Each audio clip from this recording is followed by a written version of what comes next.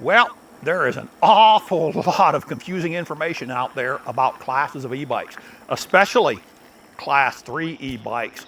So that's what we're going to talk about today, so stick around.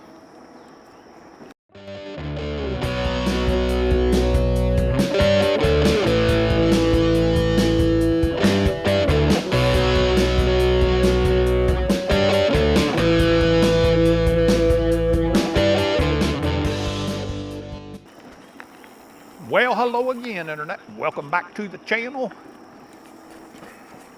Yeah, I am out with the lovely, beautiful love of my life, Mrs. Southern E-Biking. Say hello, darling. Ugh. Oh, okay. I'm going to wait until this other bike comes by here.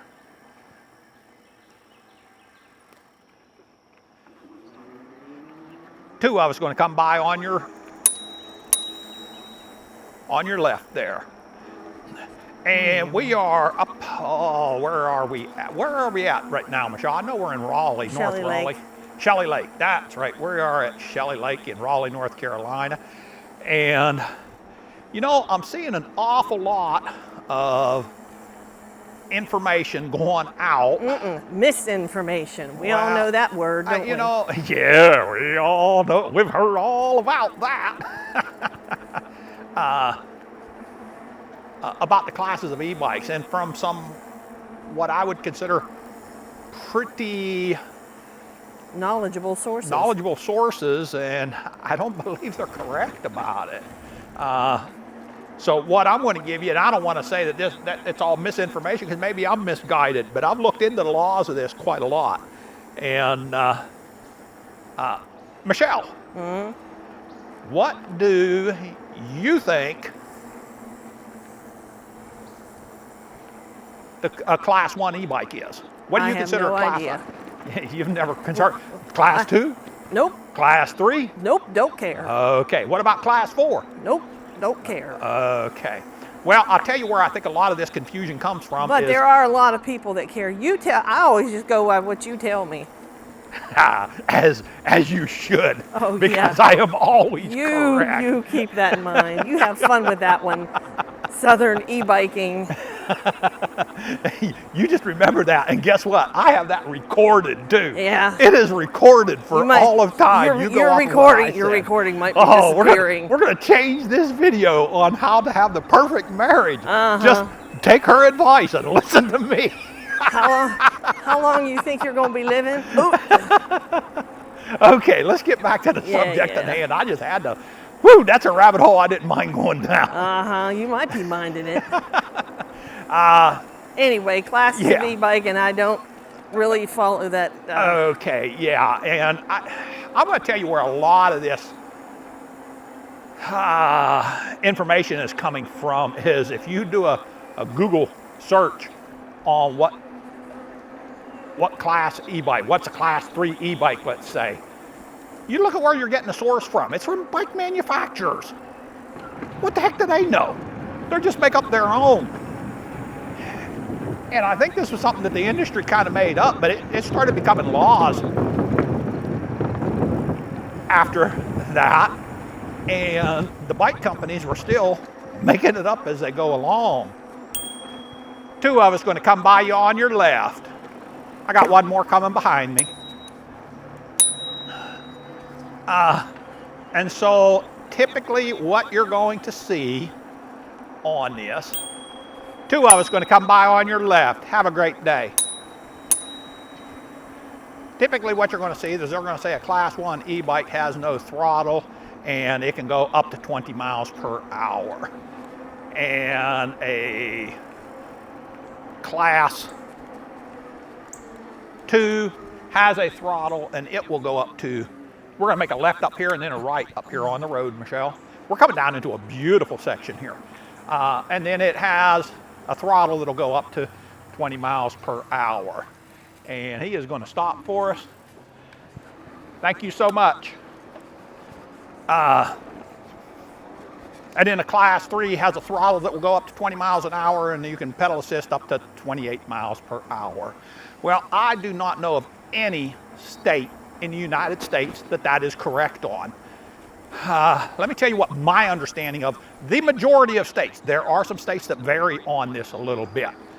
An electric e-bike is considered a low-speed electric vehicle with a maximum 750 watt motor. A class 1 e-bike, the motor cuts out at 20 miles per hour. There is no, it has to be pedal powered. On a, how y'all doing? On a class 2 e-bike, it may have a device that will propel it besides your legs. And on a class 3 e-bike, it must be powered by your pedals, and it will go up to 28 miles per hour. Typically, these e-bikes get the same rights and privileges as a normal bicycle. Okay, now why is this really important? Well, I'm going to give you the number one reason this might be important to you, and I'll bet you a lot of you guys do not know this, that if you are in an accident, if a car hits you while you are riding your bicycle and they are underinsured or uninsured, your insurance will cover it if you are riding a bicycle. If you are not riding, how you doing? Thank you so much, appreciate you. If you are not riding a bicycle, it would not be covered. That gives you a little food for thought, huh? You guys that are out riding on the roads and stuff like that, I'll bet you most of you didn't even know that you were going to be covered with a car collision if they were underinsured or uninsured. Here's the problem you're going to run into. I'm going to say here in the United States, this is just a wild guess now, but it's going to be about 75% of the e-bikes out there are not considered with the same rights as a bicycle. Why is that? One reason, the main reason, is going to be that 750 watt maximum. Oh, well, I got a 750 watt. Well, that is a maximum. That is the peak power right there. And how many of us have a bike that peak power? Two of us going to come by you on your left. How many of us out there have a bike with a peak power of 750 watts? Now, they're much more strict about their regulations in Europe. That's why you see mostly mid-drives in Europe, because a mid-drive can be useful with a maximum 750 watts. A hub drive, really not a whole lot. Now, let's talk about these throttles a little bit, because I know we're going to get comments. Well, that's stupid to not let a throttle be on a class 3 e-bike. My understanding is the throttle has come from, how you doing? Got two coming at you, Michelle. Yeah, you're there.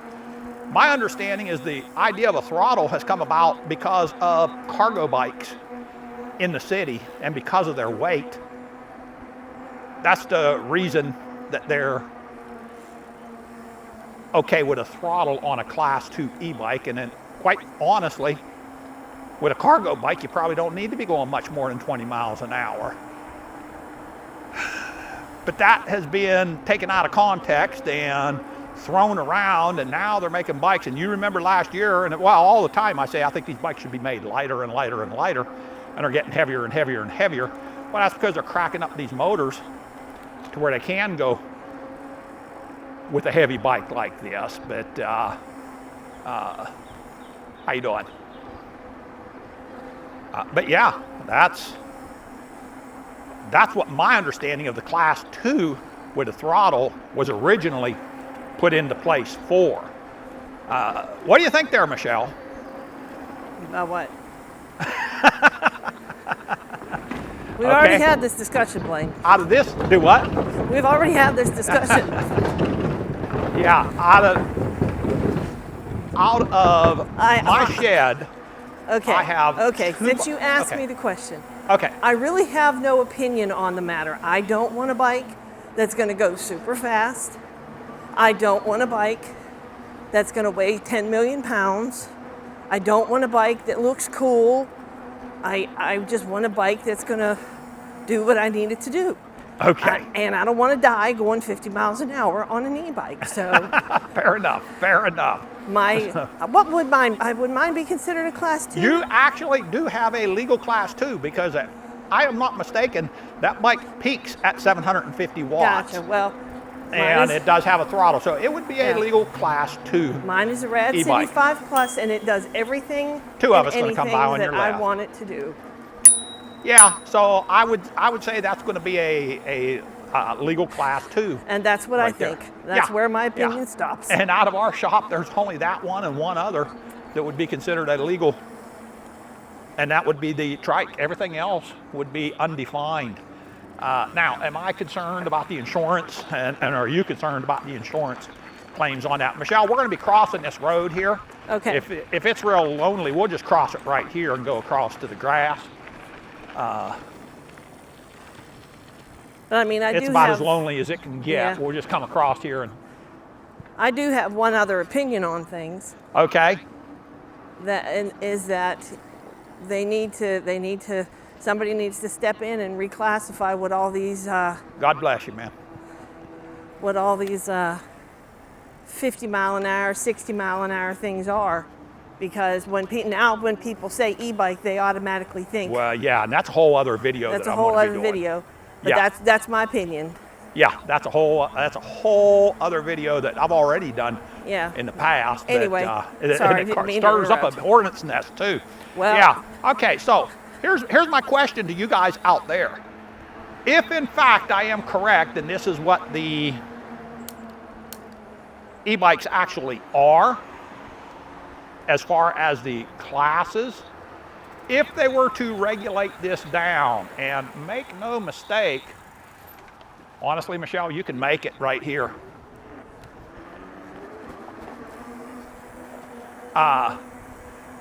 If they were to get this down to where you had to ride a defined e-bike, would you continue riding?